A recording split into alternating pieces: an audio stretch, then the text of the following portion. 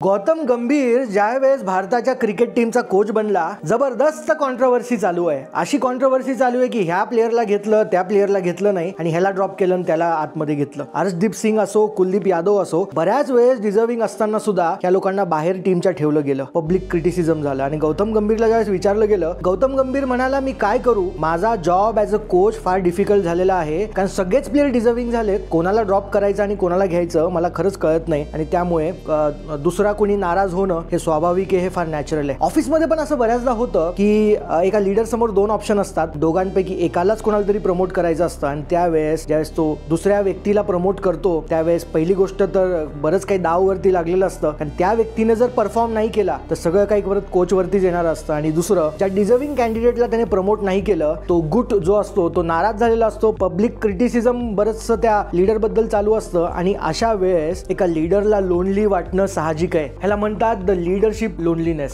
English मध्ये पण फार फेमस कोट आहे की a leader is a lonely place. खूप एकटं वाटणं आणि लोनलीनेस वाटणं हे खूप नॅचरल आहे, खूप कॉमन आहे, कारण लीडरशिप मध्ये टफ डिसिजन्स तुम्हाला दररोज घ्यावे लागतील. लोकांना तुम्हाला नाराज करावंच लागेल, कारण ती फेमस म्हण आहे ना की if you want to make everyone happy then don't be a leader, sell ice creams. आपण आईस्क्रीम तर विकू शकत नाही. एक लीडर म्हणून लोक नाराज होतील, क्रिटिसाइज करतील, पण गौतम गंभीर जसं स्वतःवरती सेल्फ बिलीफ ठेवून प्लेयर्सला बॅक करतोय, मग दुनिया काही म्हणेल इकडची तिकडे हो, पण तो प्लेयर्सला बॅक करतोय. त्याच पद्धतीने तुम्ही ऍज अ लीडर ज्या लोकांना बॅक करताय त्यांना बॅक करत राहा. एक दिवस यश तुम्हाला नक्की मिळेल आणि टीम तुमची उभारणी जी आहे टीमची ती जबरदस्त होईल. भेटूया पुढच्या व्हिडिओमध्ये.